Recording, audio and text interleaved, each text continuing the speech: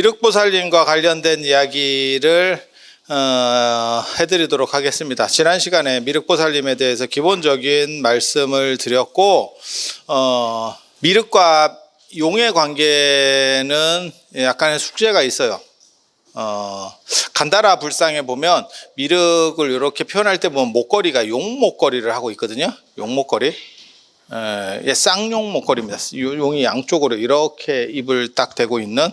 그래서 굉장히 좀 특이하거든요. 그리고 전에 제가 그런 말씀 드렸었잖아요. 미륵이 우리나라 말로 용이 미르다. 미르의 전설 게임도 있었고 미르 재단 이런 것도 있고 그래서 용과 미륵, 그리고 미륵 부처님은 용화수 나무에서 깨달음을 얻고, 그러니까는 부처님께서 피팔라수 보리수 나무 밑에서 깨달음을 얻는 것처럼 용화수 나무 밑에서 깨달음을 얻고 3번에 걸쳐서 법을 설하신다. 그래서 99억, 96억, 그 다음에 94억의 중생들을 제도한다더라. 그게 용화삼회라고 합니다. 그래서 미륵 부처님이 계시는 정각을 용화전이라고도 하고, 미륵전과 용화전의 차이는 뭐냐면 어디든 마찬가지예요. 이거는 그냥 상식으로 알아두세요. 이름이 나오면 약간 떨어뜨리는 겁니다. 약간 까는 거랍니다. 그러니까는 예를 들어서 적광전 이러면 이제 비로자나 부처님을 모신 정각을 적광전이라고 하거든요. 그런데 이제 그걸 조금 존칭을 해서 좀 더 한 단계 높이려면 대적광전, 대자를 쓰면 되고, 근데 이제 조금 깔려면 비로전, 극락전, 아미타 부처님을 모신 데를 극락전, 한 단계 높이려고 그러면 극락보전, 까면 미타전. 그러면 깔 때는 언제 쓰느냐? 중심 정각이 있고 그 옆에 약간 이제 부수 정각으로 들어갈 때, 메인이 아닌 거예요. 그러니까 큰 절이어서 정각이 여러 개가 있고 메인 정각에 무슨 예를 들어서 석가모니 부처님이 모셔져 있어. 그래서 대웅전이야. 그런데 비로자나 부처님도 모실 거야. 그러면 적광전이라고 안 하고 비로전. 이해가 되십니까? 그러니까 미륵 부처님이 메인이야. 그러면 용화전. 그리고 미륵 부처님을 그냥 모시는 거야. 그러면 미륵전. 그러니까 약간 이제 찌기다시로 들어가면 이름을 붙이는 거예요. 그러니까 우리나라는 다 마찬가지예요. 이름 붙이면 약간 떨어지는 겁니다. 이름을 직접 부르면 약간 떨어뜨리는 거예요. 그래서 한국 문화의 가장 큰 특징, 동아시아 문화의 가장 큰 특징을 꼽으라면 이름을 부르지 않는 거고, 이름을 부를 경우에는 상대를 약간 경시하는 겁니다. 그래서 어른들은 예전에 유교 얘기하는 거예요. 자나 호 같은 걸 불렀지. 그러니까 우리가 퇴계, 안 그러면 율곡, 이렇게 친구도 그렇게 부르는 겁니다. 친구도 그렇게 부르는 거예요. 친구니까 그냥 이름으로 이황, 황아, 말짱 황이야, 이렇게 안 부른다니까. 근데 율곡 이 같은 경우는 야, 이름 부르면 되게 웃기겠다. 이야. 그러면 이제 또 막장 개그 하시는 분들이 꼭 하시는 거 있거든요. 동생은 3이에요? 이런 거. 죄송합니다. 그게 이제 막장 개그 하시는 분들이 늘 밑에 지금 둘째 동생은 4고 부모님이 참 이름 편하게 지셨네 이렇게. 왜 그런 거 안 해? 이게 굉장히 재밌는 개그인데 지금 밤이라서 여러분이 재미가 없는 거예요. 이거 집에 가서 생각해 보면 되게 재밌다. 가만히 곱씹어 보고 생각해 보면 되게 재밌는 건데 애석하게도 집에 가면 기억이 안 나. 너무 슬프지. 어쩔 수 없어. 그래서 그런 게 있어. 그런 게 있어. 자, 그렇다 치고 그렇게, 그래서 이름을 부르면 약간 사람을 경시하는 겁니다. 그러니까 친구도 부르면 안 되고 위에 사람은 당연히 부르면 안 되고, 그리고 이름이 겹치거나 이러면 밑에 사람이 피해야 되고, 그런 걸 보고 피휘라고 하는 거. 그래서 저 같은 경우도 제가 좀 짜증내 하는 게 이름 지어달라. 힘들어요. 이게 더럽게 힘들어요. 스님들은 잘 지어주던데요. 개뿔이나 지으니까. 그냥 대빨이나 지으면 그거 같이 쉬운 게 없고 참 복잡합니다. 이름 지으려면 진짜 돌림자를 쓸 때는 덜 힘들었어요. 두 글자가 결정돼 있으니까. 그러니까 한 글자만 보면 되는데 두 글자를 맞춰야 되고, 그게 한문을 맞춰야 되고 한글을 맞춰야 되고, 한글 발음이 또 좋아야 되고, 그 다음에 한자 뜻이 좋아야 되고, 그 다음에 인명 한자에 들어가야 되고, 그 다음 피휘 한자 불용 한자라 해서 안 쓰는 글자들이 있어요. 그 글자는 또 피해야 돼. 이리 빼고 저리 빼고 이리 빼고. 그래갖고 힘들게 지어놓으면 연예인 이름에 유명인이 있어. 그런 좋은 이름에 유명인이 없겠냐?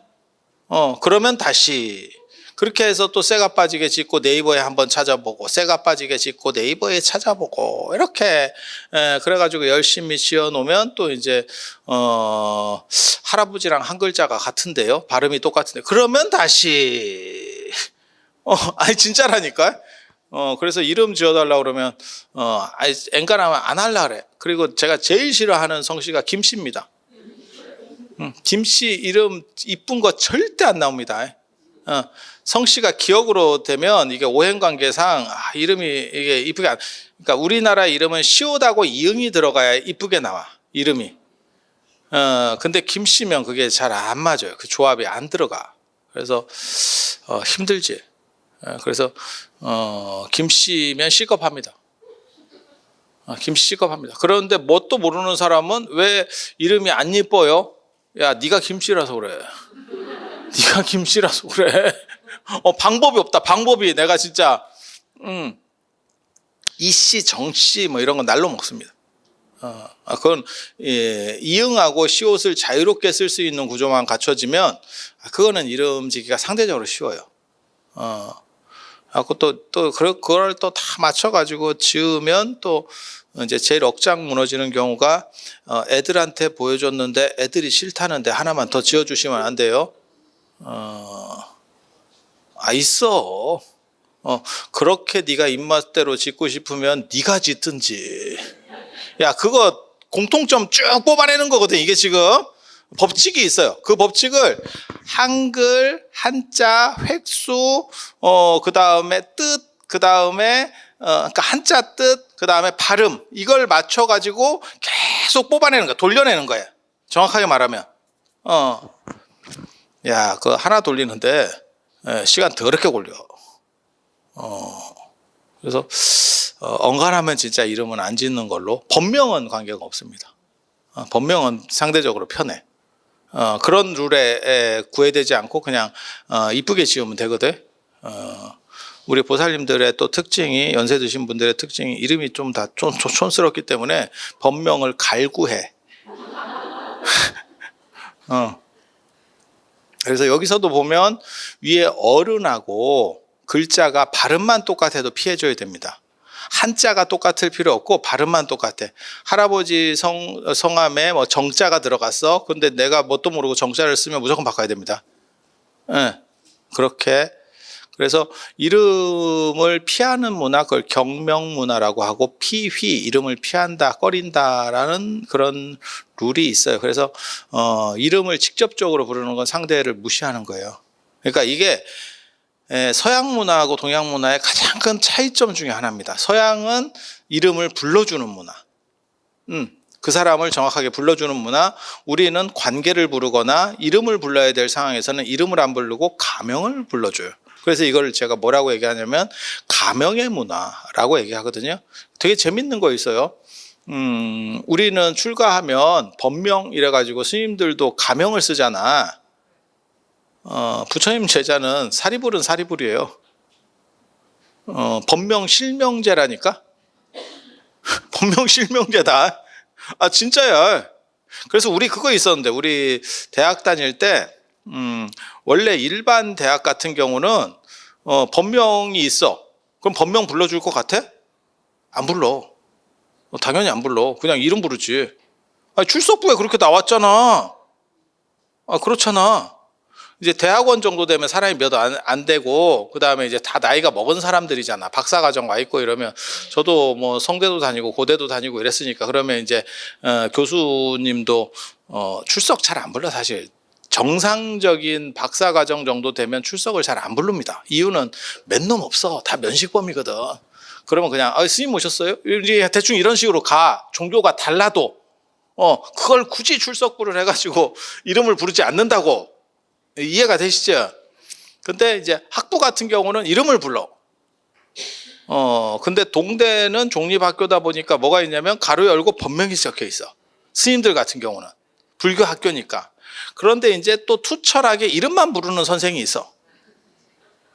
어떤 뜻인지 알아듣겠어요? 그게 이제 약간 기독교과인 거야. 이해가 됩니까? 꼭 이름을 불러. 근데 또 재밌는 게 비구 스님은 괜찮은데 비구인 스님들은 또 이름이 더럽게 촌스러워요. 그래가지고 이름 불리면 애들이 좀 뒤에서 키득키득 웃어. 아, 이건가요? 이제 또 이렇게 되는 거지. 그래갖고 한 스님이 이제 가서 이제 쉬는 시간에 가서 법명을 불러주시면 안 되냐고 또 이제 선생한테 그런 거야. 그러니까 아니 이름이 있는데 이름을 불러야지 뭔 본명을 부르냐고. 출석 부대로 나는 하는 거라고. 딱 이렇게 또 나오는 거야. 그래갖고 나중에 이제 뭐 싸우고 또 뭐 이런 적도 있고 하거든. 되게 재밌어, 되게 재밌어. 그래서 그거를 견디다 못해서 법명을 실명으로 바꾸는 스님들도 있어. 법명 실명제. 그러니까 인도는 사리불이면 사리불, 목건년이면 목건년, 그냥 지 이름이 법명이야. 이름이 바뀌는 게 없어. 이해가 되십니까? 근데 여기는 바꾸는 거야. 동아시아의 이게 큰 특징 중에 하나입니다. 그래서 이름을 바꿔. 그래서 전에도 월정사에 와가지고 누가 쓸데없는 거를 물어보더라고. 내가 참 그런 얘기하면 내가 답답하거든. 스님이면 다 이름을 안다고 생각하는가 봐. 자기가 아는 스님이 있는데 그것도 이름을 얘기해. 법명도 아니고 그 스님 아니에. 야, 월정사 아내 스님이면 그게 이제 좀 어느 정도 친하면 이름도 알거든, 사실. 그래서 그런 정도 이렇게 좀 이렇게 하는 거고 저 정도만 돼도 월정사 스님도 다 몰라. 그걸 누가 계속 그 이름 보고 있나? 그러니까 무슨 학교를 같이 다녔어요. 그러면 대부분 알아. 왜냐면 출석부도 있고 뭐 시험 뭐 이런 거 볼 때도 있고 다 이렇게 하면 서로 알거든. 그렇지만 서로 이름 안 부를 때는 보살님들도 저한테 늘상 그러는데 자기 이름 아냐고. 야, 내가 이름을 어떻게 그래갖고 몇 번을 사인을 받아갔는데 이름을 기억을 못한대. 야, 그거 어떻게 내가 그걸 다 기억해? 그리고 이름을 불러주는 게 아니잖아. 막말로 얘기해서 그냥 보살님 하든지 뭐 나중에 법명을 부르는데 그걸 내가 어떻게 다 외워? 그리고 제가 머리가 좋은 사람이 아니라니까. 그래서 저는 머리를 쓸 때 내가 머리가 안 좋기 때문에 몰아섰어요. 그래서 딱 기억해야 될 거는 그 부분을 딱 기억을 하고 나머지는 풀어버려. 그게 눈동자가 우리가 영상을 볼 때도 그렇게 하거든요. 눈동자가 모든 곳에 초점을 맞추지 않아. 대부분은 뿌옇고 내가 보려고 하는 부분만 뚜렷하게 보이는 거야. 아니, 그렇게 처리가 된다니까. 눈이 모든 정보를 다 뚜렷하게 처리해 놓지 않아. 카메라도 그래요. 카메라도 그래. 그래서 그런 식으로 잡아내는 거기 때문에 우리 같은 사람은 기억력이 부족하니까 이렇게 몰아서 쓰거든. 그러면 뭐 더 기억 못하지. 그러니까 얼굴은 많이 봤는데 이름이 뭐냐? 모르지. 이제 두 종류는 금방 알 수 있습니다. 금방 기억합니다.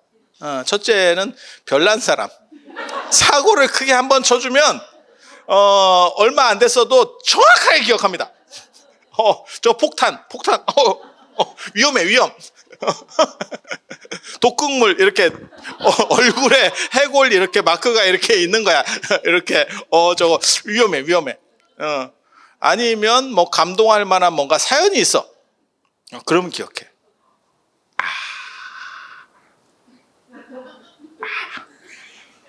제가 우리 반장님 기억 잘하잖아.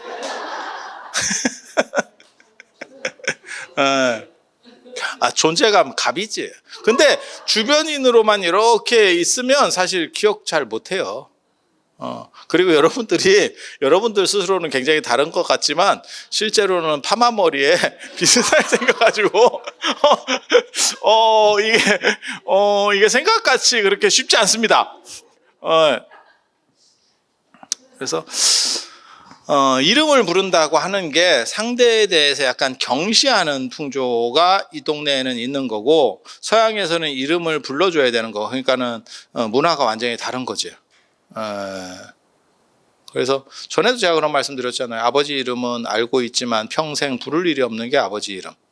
쓰라고 하면 써. 뭐 우리가 뭘 서류 같은 거 할 때 다 아버지 이름을 써. 하지만 부르라고 하면 찢어서 부르지. 윗자는 뭐 아랫자는 뭐 이렇게 해서 이름을 깨트려 버려. 근데 진짜 희한한 사람도 내가 봤잖아. 지 이름을 윗자는 뭐 아랫자는 뭐. 야, 네 이름은 그렇게 하는 거 아니야. 내 이름은 윗자는 뭐 아랫. 이게 뭐 사극도 아니고, 아니 사극도 그렇게 안 해. 이거 자기 이름은 그렇게 하는 게 아니야. 그거는 윗사람 이름을 범해야 되는데 내가 너무 죄송하기 때문에 그걸 쪼개서 예의를 차리는 거야. 근데 너는 너 자신에게 예의를 차리는 거야 지금. 예의가 과하구나. 나 되게 재밌는 사람 되게 많이 봤거든. 근데 이게 이런 거 사실은 저는 어렸을 때 이런 거를 대략적으로 사실은 조금 이렇게 미취학 아동 때 기본적인 거를 좀 많이 주워 들었어요. 그건 저희 할아버님이 훈장이었었기 때문에 그런 교육들을 좀 받았었고, 사실 요즘 분들은 이런 이유를 잘 모르는 거야. 왜 이렇게 했는지. 그러니까 납득을 못하니까 그런 실수들을 벌일 수 있다라는 생각이 들어. 근데 되게 웃긴 거예요. 아는 사람 입장에서는 진기하고요. 이런 생각이 딱 들지. 그래서 이름을 부른다는 게 서양에서는 개인성을 이렇게 강조해 주는 거예요. 강조해 주는 거고, 우리는 집단주의 구조 속에서는 그 개인을 도드라지게 불러주는 거에 대해서 신뢰라고 생각을 해요. 그래서 요즘 들어서 최근 몇십 년 사이에 나온 게 자기 이름 부르는 사람이 있잖아. 자기 이름. 여자애들이 그렇게 자기 이름을 불러. 소민이는요 이랬어요. 뭐 그런 거 있어. 그런 거. 그런 거 저게 뭐 하는 짓인가, 자기를 타자화시키나, 정신 해리 현상이 일어나나, 이게 분열인가, 뭐 이런 생각이 드는 뭐 그런 거. 그런 것도 있고, 재밌는 거는 제가 전에 그런 얘기 잠깐 해드렸는데, 이름 뒷자만 부르는 거 있어요. 그게 신성일 영화나 이런 데 보면 뭐 민이라고 해, 뭐 이런 거요. 이런 거 있어요. 이런 거. 그런 거 그거 중국에 있는 거야. 그래서 그게 저 서안이나 이런 데 가면 규기 스님, 현장 스님 그러면 그 탑에 보면 이런 기록에 보면 뭐라고 나오면 규기 이러잖아요. 그럼 기사가 기라고 하는 스님이라고 이렇게 뒷글자만 써. 뒷글자만. 그래서 저는 예전에 그 신성일 영화나 이런 거 보면서는 무슨 생각했냐면, 저게 서양 풍속일 거야. 이름을 불러주고 뒷글자만 가지고 이렇게 쓰는 게, 근데 그게 당나라나 이런 때도 늘상 다 써왔던 거예요. 그래서 한 글자만 해. 그러니까 이게 한 글자만 부르면 뭐가 있냐면 기본을 알아야 돼. 규기인지를 모르면 기사가, 사는 여기서 스승사자고 거기서는 스님이라는 뜻이에요. 그러면 그게 규기인지를 모르면 어쩌라고 이제 이렇게 되는 거야. 그러니까 미리 이 인명들을 외우고 있어야 돼. 그래서 아마도 그게 특징적으로 사람을 불러야 되는데 이름을 부를 수 없을 때, 다 부를 수 없을 때 한 글자만 부르는 게 아닌가라는 생각을 해 봅니다. 그래서 이름이 간판에 나와 있으면 그거는 부속적인 정각에 쓰는 거다. 그러면 주된 정각인데 그 절에서 하찰에서 메인 정각인데도 뭐 미타전 이렇게 돼 있는데요. 주지 스님이 잘 모르는 겁니다. 그러니까 주지 스님이 슬픈 겁니다. 그거 다 원칙들이 있는 거예요. 그래서 제가 그런 말씀 드리잖아요. 예전에 대웅전 이렇게 하는 거하고 대웅보전 이러면 보자가 들어가면 중간에 부처님이 3분 모셔져 있어야 된다. 그게 다 룰이 있어요. 그러니까 대웅전은 부처님이 한 분 모셔져 있거나 안 그러면 한 분 부처님 계시고 양쪽에 문수보살, 보현보살이 계시거나 보살이 1불, 2보살이 있거나 뭐 이런 식으로 되는데 대웅보전 이러면 부처님이 3분이나 5분이 계시거나 이렇게. 그래서 그 이름만 봐도 레벨들이 좀씩 다르게 그게 원칙적으로 있는 거예요. 이거를 의궤성, 법칙성이라고 합니다. 그래서 이런 법칙성을 잘 알면 문서만 봐도 상황이 어떤지를 대충 알아. 이해가 됩니까? 근데 문제는 그 주지 스님이 가방끈이 짧아서 그걸 안 맞춰놨으면 이제 우리가 허당으로 걸리는 거지. 우리는 이제 문건만 딱 보고 정리하다가 이제 덜컥수에 걸리는 거지. 근데 뭐 기록만 남아 있으면 뭐 덜컥인지 아닌지도 몰라. 그래서 그렇게 되는 거예요. 그렇게. 그래서 미륵 부처님과 관련해서는 미륵 3부경이라고 하는 게 있어요. 미륵 상생경, 미륵 하생경, 미륵 성불경. 미륵 6부경으로 나오는 데도 있는데 이 3부경이 기본적인 경전이에요. 그래서 미륵 상생경은 미륵 부처님이 도솔천에서 이렇게 대중들을 교화하고 있는 상황. 미륵 부처님은 도솔천에 있을 때는 제가인의 모습으로 하고 있어요. 출가인이 아니고.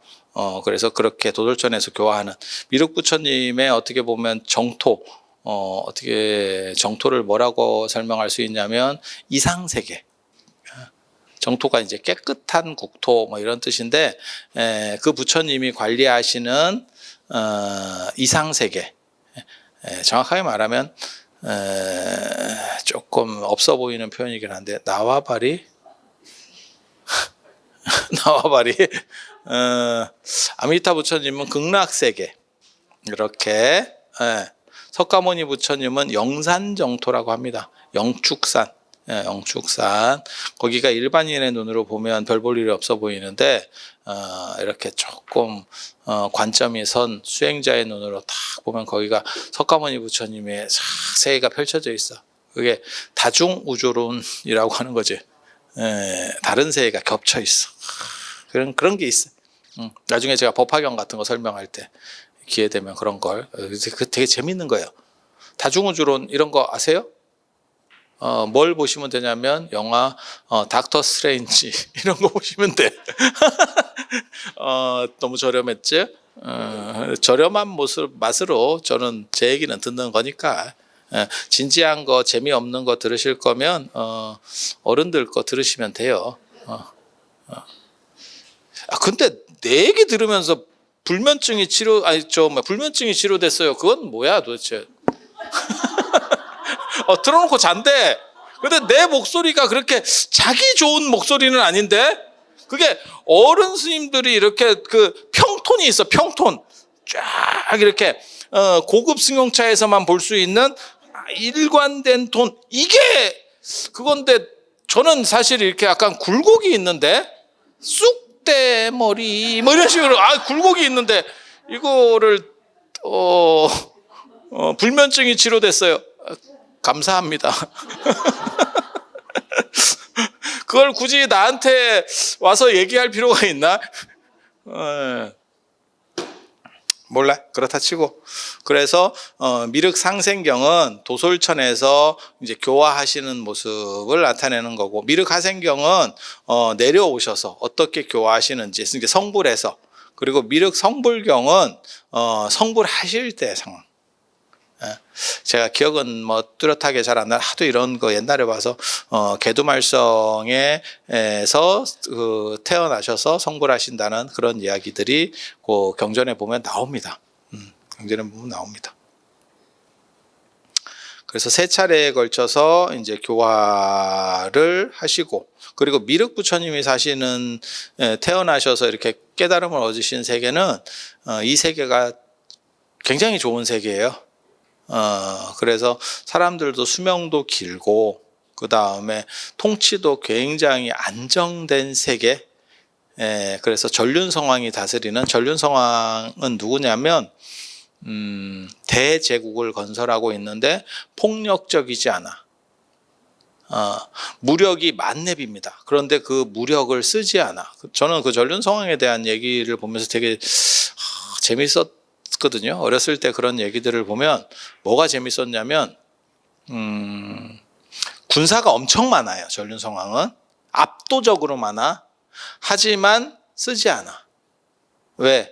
너무 전력 차이가 크기 때문에 굳이 안 써도 되는 거예요. 그래서 그 전륜성왕 이야기를 보면 되게 재밌는 게 무력이 있으면서 말로 하는 사람. 그러니까 덕이라고 하는 것은 이런 건가? 라는 생각을 했거든요. 그리고 제가 전에도 잠깐 그런 얘기를 해드렸어요. 큰 덕자, 도덕할 때 그 덕자가 실제로는 선진시대 때는, 그러니까 진나라 이전 시대 때는 거기에 파워라는, 힘이라는 게 있다. 그러니까 사람이 좋은 거를 가르쳐 주려고 해도 사람이 따르려면 힘이 있어야 되는 거예요. 힘이 있어야 되는 거예요. 힘이 없이 좋은 얘기를 해도 잘못하면 무시되거나 헛발질만 되는 거예요. 왜냐하면 사람들이 안 따라. 그래서 징기스칸 이야기에도 보면 그래. 징기스칸 몽고 제국이 막 전성기 막 이렇게 들어가면 안 싸우고 이깁니다. 싸워서 이기는 게 아니야. 우리 쪽으로 밑으로 들어올래? 안 그러면 한따까리 할래? 이러면 기다리고 있었습니다. 이러면서 들어가지. 제가 이거 초청장 올 때까지 기다렸잖아요. 아이, 빨리 보내줘야지. 왜 이제 들어오래? 벌써 들어가려고 준비하고 있었는데. 맞서면 완전히 진짜 뭐 절단이 나는 겁니다. 징기스칸 그 맞서면 사람만 죽이는 거 아니에요? 가축까지 싹 죽이고 사람이 살 수 없게 물에 독까지 풀고 그 성 허물고 뭐 이런 건 일도 아니고 모든 생명 초토화합니다. 그래서 징기스칸이 진짜 징기스칸 부대, 몽고 부대가 진짜 잔인하게 한 쪽에는 보통은 전쟁에서 지더라도 다시 거기서 사람들이 살아요. 우리도 임진왜란 때 뭐 서울 뭐 이런 거 안 그러면 한국전쟁 때도 서울 피해 있었지만 다시 거기 살잖아. 근데 징기스칸은 그 몽고 군대한테 제대로 걸리면 도시가 다시는 역사 속에서 사라집니다. 완전히 끝내버리는 거예요. 그런 거 보면 그런 거 몇 번 본보기로 보여주면 굳이 안 맞아도 그렇게 가는 거죠. 그래서 덕으로 다스리면서 세상을 화평하게 이렇게 만드는 분이 전륜성왕이에요. 그래서 미륵부처님이 성불하실 때는 무조건 전륜성왕 치세입니다. 그리고 사람들도 오래 살고 오래만 사는 게 아니고 젊고 건강하고 단순히 그냥 오래 사는 거는 좋은 게 아니라는 거를 우리가 지금 알고 있죠. 건강하고 오래 살게. 그러면 재밌으려나? 자, 그 생각은 해봤어요. 건강하고 오래 살아도 한 사람하고만 살면 너무 힘들지 않을까? 죄송합니다. 불경한 생각일 수도 있는데, 아니, 그전에는 그런 생각을 안 해봤는데, 요즘, 너무 오래 살면서 황혼기 이온이 늘어나고, 아니면 조론이라는 건 뭐냐면, 이혼은 안 하는데, 뭐 따로 살고, 뭐 이렇게, 사는 그런 것들이 많이 있잖아요. 애들 여우고 나면 뭐 각방에서 살고, 이렇게, 밥 먹을 때, 이렇게 서로 좀 보고, 안 죽었나 가끔 확인하고 뭐 이렇게 근데 그렇게 되는 이유가 한 사람과 너무 오래 살아서라는 이야기가 있어요. 그래서 아니 100년을 살아도, 그러니까 결혼 생활로 50년을 살아도 이렇게 뭐 서로 대화할 일도 별로 없고 이런데, 예를 들어서 결혼 생활을 한 3만 년 하면 야, 이게 쉬울까에 대한 생각을 하거든요. 아니야, 그런 거에 대해서 부정적으로 얘기하는 건 아니에요. 왜냐면 지금 우리가 애들도 잘 안 낳는데, 합계 출산율이 안 좋은데 뭐 그걸 조장하는 건 아니고, 그런 의무나 이런 부담이 커지면서 결혼이 자꾸 해체되는 거죠. 그래서 프랑스 같은 경우는 동거도 결혼에 준하는 제도 안으로 넣어버렸죠. 근데 우리는 결혼하지 않고 애를 낳는 거를 굉장히 약간 이렇게 터부시하기 때문에 약간 안 좋게, 많이 안 좋게 보죠. 정확하게 말하면. 그러니까 그런 거 저 통계에도 나왔거든요. 동거에 대해서 어떻게 생각하십니까? 큰 문제가, 그렇게까지 큰 문제는 없다고 생각합니다가 더 많아. 네 자식이면 어떻습니까? 그건 절대 안 되고. 그건 안 되고. 그러니까 이 얘기는 뭐냐면 사회적인 생각이 바뀌어가고 있는 거예요. 그러니까 어른들은 이해는, 머릿속으로 이해는 되지만 감정적으로 납득은 안 되는 상황인 거예요. 그러니까 다른 애들은 되는데 내 자식은 안 되고, 그럼 내 자식 아닌 사람이 누가 있냐? 누군가의 자식이지. 아니 그렇잖아. 그 얘기는 갈등 구조가 지금 존재한다는 얘기고, 그 다음에 결혼을 안 한 상태에서 애를 낳는 거에 대해서는 어떻게 생각하시면, 그러면 뭐 그럴 수도 있죠. 그러면 당신 아들이 그렇게 하면 그거는 좀 이게 지금 그렇게 그 정도 상황인 거예요. 근데 유럽이나 뭐 이런 데서는 그걸 그냥 제도적으로 해서 다 인정해 주는 쪽으로 가는 거예요. 그러니까 결혼이 해체되고, 결혼을 지금 굉장히 늦게 하잖아요. 그래도 합계 출산율이 그렇게 줄지 않는데 어느 정도까지는 버티고 있는데, 우리는 그런 쪽을 죄악시하다 보니까 출산율이 더 안 좋아지는 거예요. 결혼도 안 하려고 하는데 애도 안 낳으려고 하는 거야. 그래서 좀 문제지. 그럼 뭐 네가 답이 있냐? 그냥 없고요. 그냥 넋두리였습니다. 그래서 미륵 부처님 오셨을 때는 한 사람과 결혼하면 한 3만 년 살아야 돼. 3만 년 살면 무슨 일이 벌어질까? 그런 생각이 갑자기 들어. 그래서 미륵 부처님의 세상은 아무튼 평화롭고 안정된 세계라는 거예요. 그래서 우리도 삼국통일 전에 고구려 백제 신라가 박터지게 싸웠을 때 미륵에 대해, 미륵 신앙이 계속 대두되는 이유가 뭐냐면 하나로 통일된, 안 싸우고 이렇게 조화된 하나의 통일 정부가 있는 화평한 세계가 됐으면 좋겠다. 그래서 그걸 이제 메시아 신앙 뭐 이렇게도 얘기를 합니다. 미래불 신앙, 메시아 신앙. 그러니까 새로운 누군가가 와서 전체를 다 해결해 줄 거다. 라고. 그리고 지금 같이 한국 사회가 첨예하게 대립되는 시점이 없는데, 이런 때일수록 사실 이러한 미륵에 대한 부분이 좀 더 강조가 되면 좋겠다라는 생각이 있어요. 그래서 미륵은 지난번에도 말씀드렸지만 자시 미륵불이에요. 자시 미륵불. 그래서 미륵 부처님의 전각을 자시전이라고 하는 경우도 있습니다. 자비에서의 자예요. 그러니까 사랑 중심. 그래서 자애로운 게 미륵 부처님이에요. 그래서 미륵 부처님이 활동하실 때는 모두 다 화평하게 잘 될 수 있는, 개인적으로는 저는 우리나라 사람들의 잠재력을 굉장히 높게 보기 때문에, 유럽이 몇백 년에 걸쳐서 한 걸 우리가 수십 년 만에 했으니까 유럽의 100년이 우리의 10년 정도에 해당했다고 보시면 돼요. 그래서 엄청난 성장을 했고 진짜 맨바닥에서, 저는 그걸 굉장히 자랑스럽게 생각합니다. 한국전쟁까지 끝나고 진짜 폐허 속에서 우리가 올라온 거예요.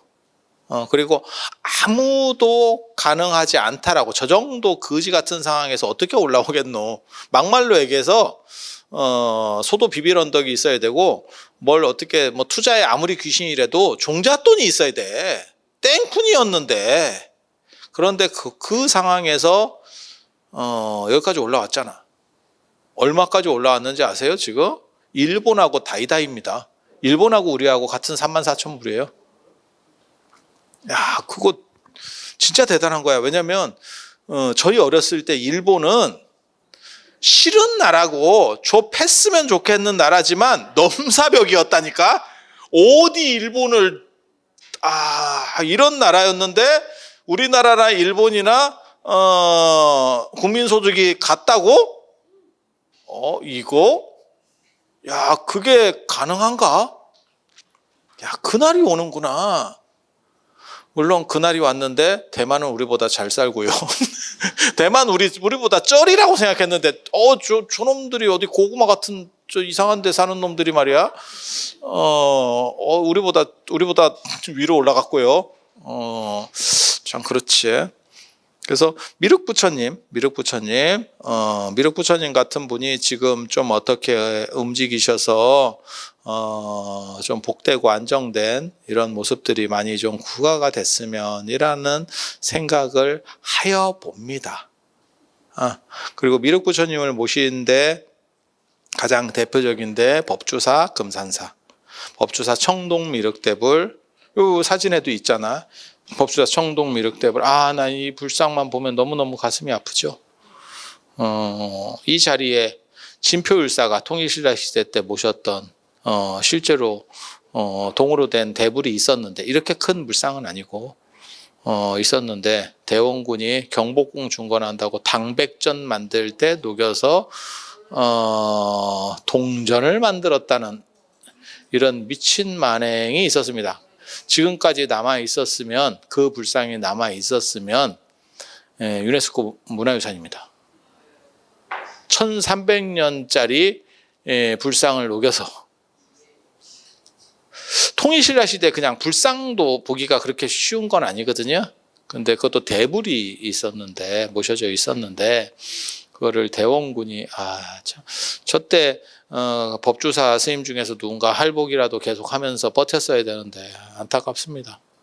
그거를 동전 재료로 쓰기 위해서 녹였다는 게 더 가슴 아프죠. 참.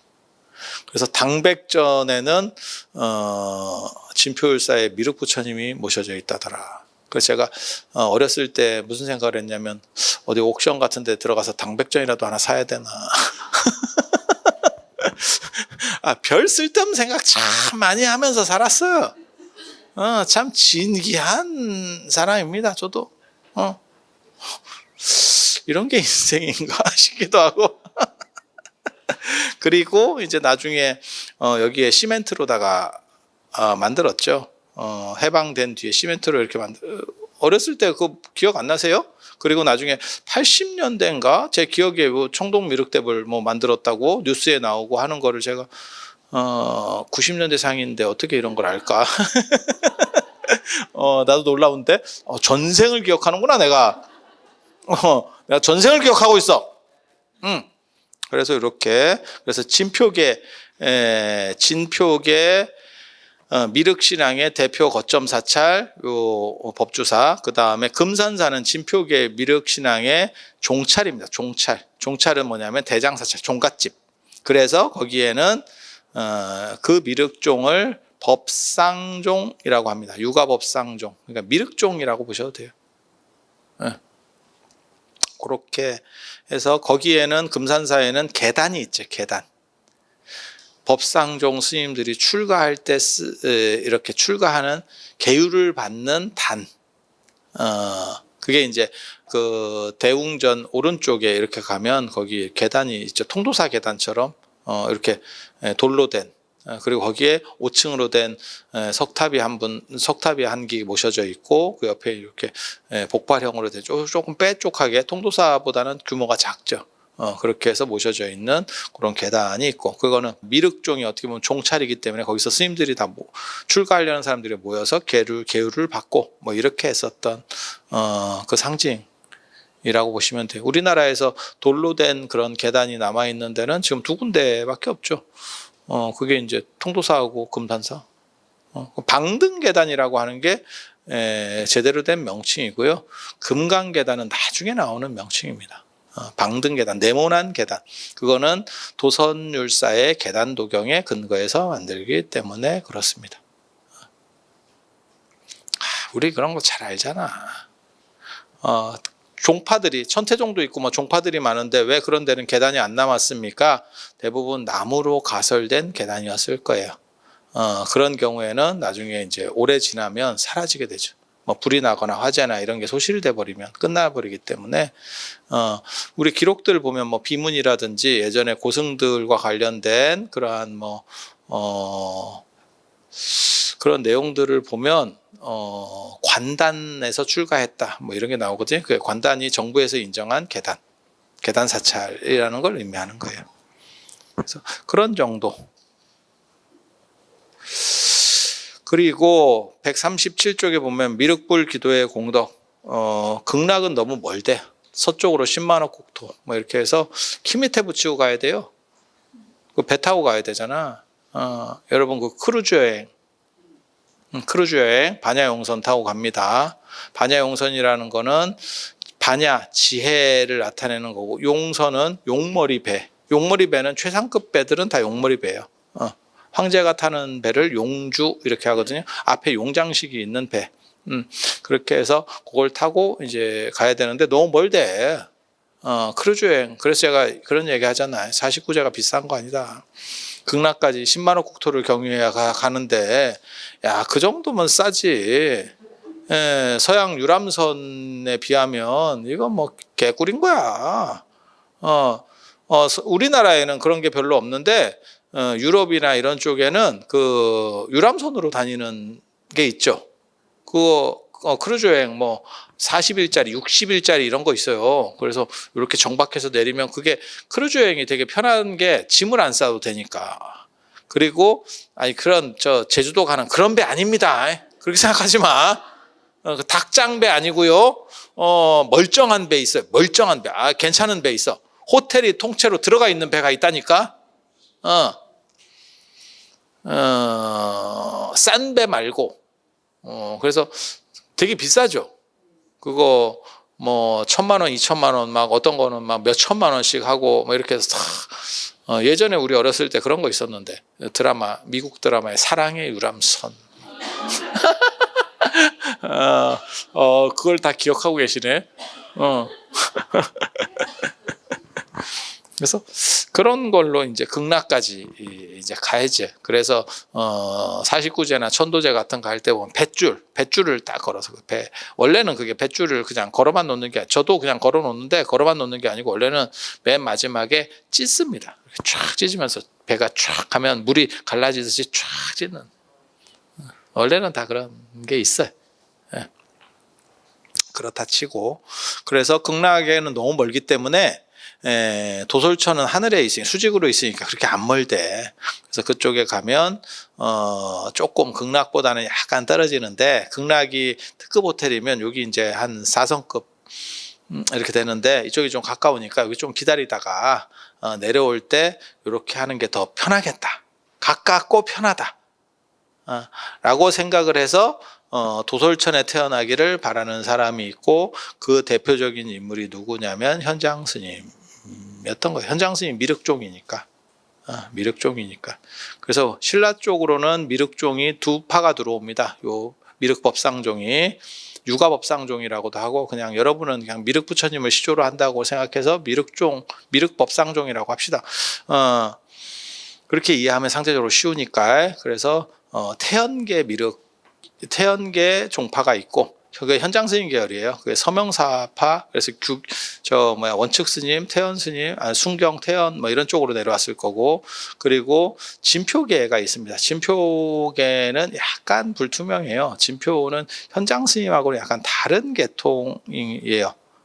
현장계는 아니고, 직접적인 건 아니고, 그래서 진표계는 그게 이제 순제법사라고 중국 오대산에서 문수보살을 만나 수계받고 했었던 그 순제법사한테 배우고, 그다음 거의 어떻게 보면 진표가 개창자라고 보시면 돼요. 그래서 미륵부처님을 직접 만나서 간자를 받고, 손가락 뼈를 받고, 뭐 이렇게 해서 뭐 점찰법회를 열고 뭐 했었던, 점찰법회가 뭐냐면 참회기도입니다.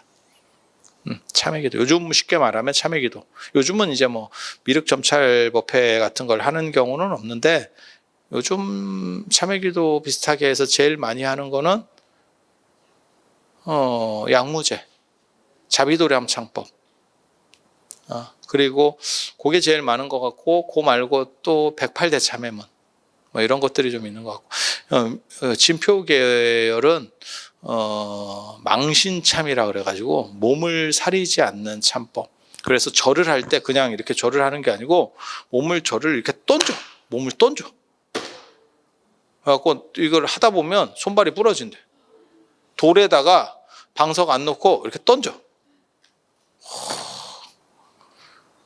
굉장히 좀 그렇죠. 여러분들은 그냥 방석 위에서 살살 절을 해도 관절이 지금 나갈 것 같은 연세라니까 절대 하시면 안 돼. 그게 망신참법이라고 하는 거예요. 그래서 굉장히 재밌는 거 말씀드리면 진표율사가 이제 저 변산 부사의 방에서 그렇게 참법을 하면서 기도를 하면서 미륵부처님이 나오시기를 바랬는데 먼저 나온 게 누구냐면 지장보살이 나왔죠. 그 지장보살이 나오니까 대단하다 이렇게 하니까 진표율사가 됐고요. 저는 미륵부처님입니다. 이러면서 계속했다는 진짜 나오는 얘기야. 진표정관조에 상공유사 진표정관조, 그 다음에 발현수 석기, 그 다음에 그 발현수 그 수가 옛날에는 사라는 뜻이에요. 절사자예요. 그래서 그 금강산 발현사의 기록에 나오고 그 비석에서도 나옵니다. 우리가 좀 저렴하게 말하는 방식이어서 그렇지 근거는 진짜 정확하다. 내가 늘상 얘기하는데 우리는 논문을 쓰는 사람이고 그 논문들을 다 이런 얘기들 진표율사 얘기 이런 건 다 내가 논문 쓴다고. 내가 다 찾았기 때문에 정확해. 단지 이제 늙어가지고 좀 오락가락해서 부정확할 수는 있는데 찾고 근거 있고 이건 다 100%입니다. 그래서 그런 정도 생각하시면 되겠습니다. 그래서 현장 스님 맨 마지막에 돌아가셨어요. 제가 전에도 그런 얘기 했잖아요. 여기 봐봐. 128쪽에 자은전, 대당, 대자은사, 삼장법사전. 중국에 가보면 큰 절들은 앞에다가 다 대자를 붙여. 그러니까 자은사 하는 게 아니고 원래 대자은사, 천복사 하는 게 아니고 대천복사, 흥선사 하는 게 아니고 대흥선사. 대자가 붙어있는 절들은 다 종찰급입니다. 굉장히 큰 절들. 우리 지금 말하는 본사급들. 그래서 구분하기도 좋아. 그러니까 그런 명칭들에 대한 것들 기준을 조금만 이해하고 있으면 이게 책으로 봐도 이게 큰 절이구나 작은 절이구나 어떻구나 이게 대충 나와. 나중에 이제 저 현장 스님이 옥화사에서 돌아가시잖아요. 옥화궁 바뀐 절인데 그 시설 엄청나게 좋았어. 궁궐을 바꿔서 절을 만들었으니 시설이 얼마나 좋겠어요? 부럽고요. 우리는 샌드위치 같이 살고 있는데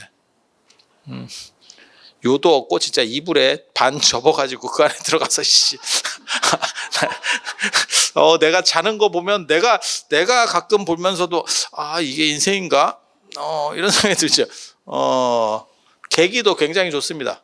요가 없으면 이불 사이에 이렇게 해서 반 접어서 이 안에 딱 들어고 내가 간디의 마음을 안다니까.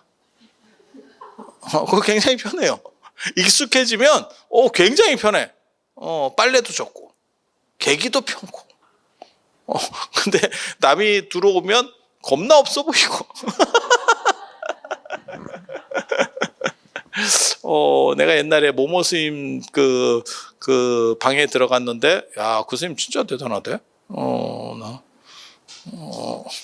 비계 없고요. 비계 없고요. 요 없습니다.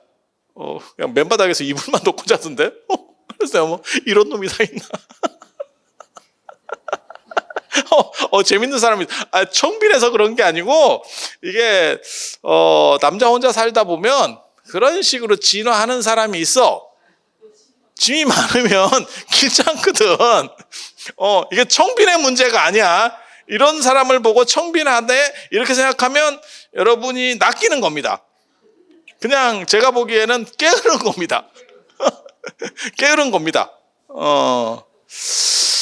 그래서 이런 정도 이해하시면 되겠습니다.